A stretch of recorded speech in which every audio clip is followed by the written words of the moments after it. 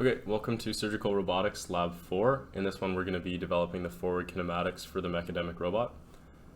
So for the forward kinematics, given all 6 of the robot's joint angles, we want to be able to determine the flanges, Cartesian coordinates, and Euler angles. So we'll do that by using the DH convention to construct transformation matrices from each joint to the next one. And then when we multiply all of those from the base reference frame to the tool reference frame, we'll get the tool reference frame's transformation matrix relative to the base reference frame. And then in the last activity, we'll look at how we extract the Cartesian and Euler properties from that matrix. Okay, so we do have a little bit of a pre-lab for this one. In the programming manual, the robot's upright position looks like what we're seeing right now with the robot. But the frames that they've assigned it don't actually really match with the DH convention. So they've actually added some constants to each joint angle so that it can appear in the upright position like it is when all of the joints are zeroed. So I'll show you what I mean here. This is what's seen in the programming manual. We're interested really only in the frames that we see from the base reference frame to the flange reference frame. They've moved their tool reference frame to hold a paint can, but we don't really need that. So we know from the DH convention that the next link has to be pointed to by the previous frame's either X or Z axis, and that is neither true from the second to third joint, nor is it true from the fourth, or from the fifth to sixth frame. So it would be hard to fill out the DH table using the frames that they've assigned in the programming manual. So in the pre-lab, I've given you guys, all the way down in the appendix, a DH table with the block diagram for the mechanistic robot in an orientation where we can actually assign coordinate frames using the DH convention. And then to get it back to its upright position with all of the coordinate frames pointing in the right direction, you guys need to figure out what constant values you'll add to some of the values for theta in here. So usually theta will just be the joint value, and that's a variable that you'll be using as an input. But some of these might have to be theta plus or minus 90 or 180. I believe there are two theta values that you have to add or subtract a constant from. So at the beginning of the lab, this will be marked as a pre-lab, and then the solution will be given to you guys so that you can actually develop the script properly, whether or not you got the pre-lab right. The development of the forward kinematics is just going to be done entirely in MATLAB, although there's no need to connect the robot using the TCP client connection like we did in Lab 1. We're just going to be verifying the output of our script with the web interface. But if you guys wanted to connect the robot to MATLAB and test your values by actually inputting the joints as joint commands, you're more than welcome to, but it's not required. So the forward kinematics has been split into 2 activities. First, we're going to be assigning the DH transformation matrices with the rows of the DH table and multiplying them to get the transformation matrix representing the flange reference frame relative to the base reference frame. And then in the next activity, we're going to look at actually just extracting the Cartesian and Euler properties from that transformation matrix to verify it in the web interface. So we're going to open up MATLAB here, and well, we'll go step by step. So first, you're going to want to declare your function header just so that you can run it as a function in MATLAB. And it's as simple as doing this, but replacing x with your group number. So I've just done group 1 forward kin theta. So we're returning the matrix T for this one, and we're taking theta as a single input parameter. And the robot has 6 joints, so theta is going to be a vector with 6 columns. And next you're going to want to convert that to radians so that MATLAB can use it, unless you feel like typing out cos D and sine D to use the degree sign operators in MATLAB. And we can do this by using the element-wise multiplication operator, the dot times. So I've just said theta equals theta dot times pi by 180. The next thing that you're going to want to do is create a dummy matrix, which is said in step 4 here. And we can do this by first declaring symbolic variables for each DH parameter. I've used A, D, alpha, and theta with underscores after them as the symbolic variables so that I can use the actual variables names for what I'm going to put in. And also, apparently you can't use alpha as a symbolic variable by itself because it's a built-in function already. And then you're going to create the general DH matrix, and I've labeled it M here, and we've put all of our symbolic variables into that, which means that this matrix will be algebraic. So this matrix that we're looking at here is the same as this one in equation 5. And if I comment out the rest of the stuff that I have here, what it means to use symbolic variables, if you haven't worked with them before, is let's say that I run this. I think I've already assigned theta, so let's go like this. And I'm not gonna do anything here. So the matrix actually has the variable names in it, and that makes it really easy for us because for every transformation matrix from 0 to 1, 1 to 2, 2 to 3, and so on, we can just use a single line of code to substitute out these symbolic variables in each respective row in the DH table. So I've done it for a couple of the matrices here, but I'm not going to do the entire forward kinematics script. So first of all, I've created vectors for each column in the table, A, D, alpha, and theta. And for theta here, I'm just calling the values of theta that I've input for the function, because that'll be the numerical value that will actually help us out to know what the properties of the flange are. But we need to add the constants that we've added in the pre-lab here. So these should all be just like what the columns of your pre-lab DH table look like.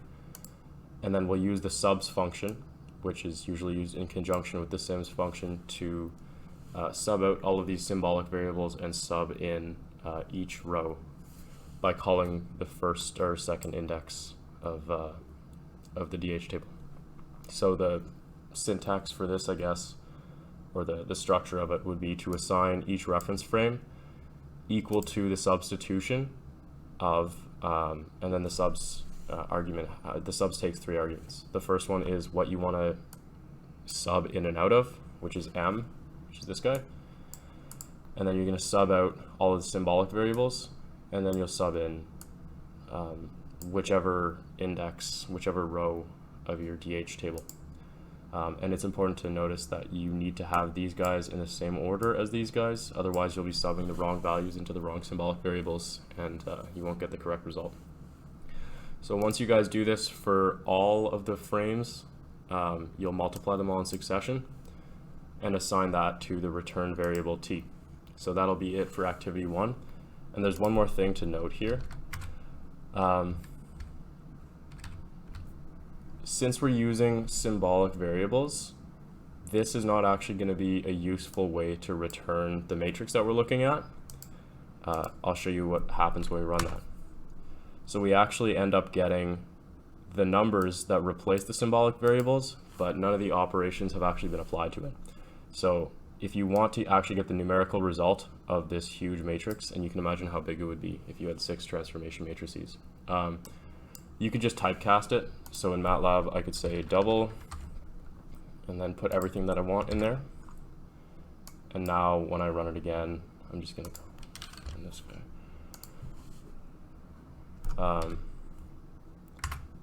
We get a much nicer looking matrix. It doesn't really matter because these matrices are not providing us with much information until we do the second part of this activity. But for real applications, you should typecast this. All right, we'll move on to the next one. Okay, so in the next activity, we're gonna just extract the Cartesian and Euler properties from the resulting transformation matrix, which represents the flange relative to the base of the robot. And that's pretty easy. We've been given pseudocode in a previous lab that can be used to extract the Euler angles. And if we look at the general structure for a transformation matrix, without considering the DH convention, we know easily how to extract the Cartesian coordinates. So just looking at the Lab 3 manual, we know that a transformation matrix is constructed from one joint to the next, or from one frame to the next, with a rotation matrix as the top 3x3 elements, and then the top 3 elements of the last column vector are the x, y, and z coordinates of displacement. So relative to the base reference frame, our flange is at x, y, and z equal to the elements row 1, column 4, row 2, column 4, and row 3, column 4. So that's pretty easy. And then back to the fourth manual, I've given you guys the equations for how to extract Euler angles from the rotation matrix. And this time we're using the arctangent 2 functions, which is just atan 2 in MATLAB. The reason that we're using atan 2 instead of just arctangent is because we can also determine the quadrant that this angle is going to lie in. So I've got another pre-made script here, and basically I've just got t multiplying all of these guys, and let's go like this. Yeah, I've just implemented all of the expressions that I've given in the lab manual, except I've given a little bit of a tolerance so that we're not only looking for the zeroed value. And then you'll be returning your flange properties, x, y, z, alpha, beta, and gamma. Make sure that alpha, beta, and gamma are in degrees, and we can test this in the web interface. So I'll show you how to do that. So I'm in the web interface, and I'm just going to be cross-referencing my results from MATLAB, having returned the properties of the flange, to what I see in the top panel here of the web interface, given certain joint inputs. So you guys can test this with any values you'd like, really. Let's start with all 15 degrees. So theta equals 15.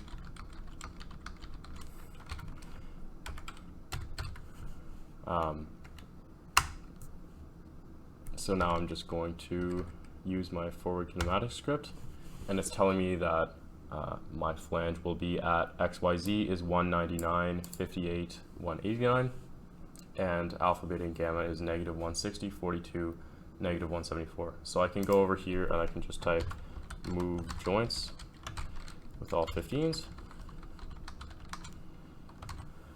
and we'll take a look at what happens. I've got 199, 58, 189, negative 160, 42, negative 174. So that's in the front workspace. Let's take a look at something that might be in the rear workspace or a little bit more awkward for the robot to see if we're still right. I'll move, let's see here, what are the joint limitations on the robot? I'll move to 175. Negative 90, is that possible? I'll go negative 65.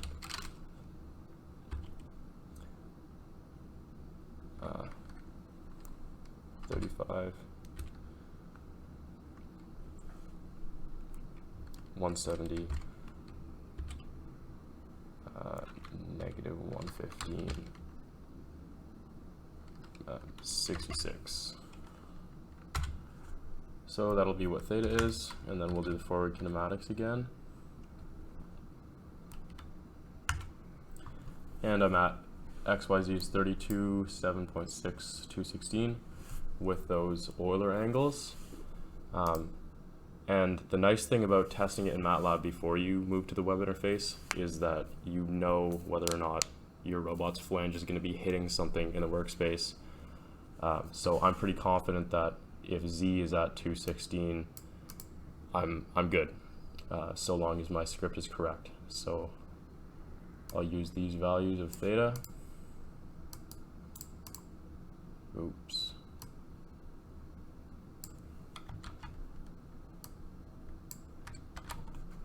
And we'll go there.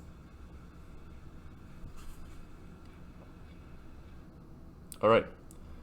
I guess that another thing to keep in mind would be that you might be colliding the robot with itself, but I think that that's pretty hard to do. So we'll zero this guy. And yeah, that's it for the lab. Those are all the activities that we've got to do for this session. So for this guy, we've actually got a report. You guys will be submitting the script that you've written. You guys don't need to use the symbolic variable substitution. You can just create each matrix the way that you want, and there's no issue with that. I think that that's just a very quick way of doing things. And make sure that you record a whole bunch of test poses, the joints, and the predicted and actual tool reference frame properties. And then we'll be writing a report with the title page, intro, theory section, implementation, validation, figures, and appendices. You don't need to have some of these optional sections. But yeah, it should be a pretty quick in-lab experiment, so long as you do the pre-lab beforehand. I'll see you guys in the lab. Good luck.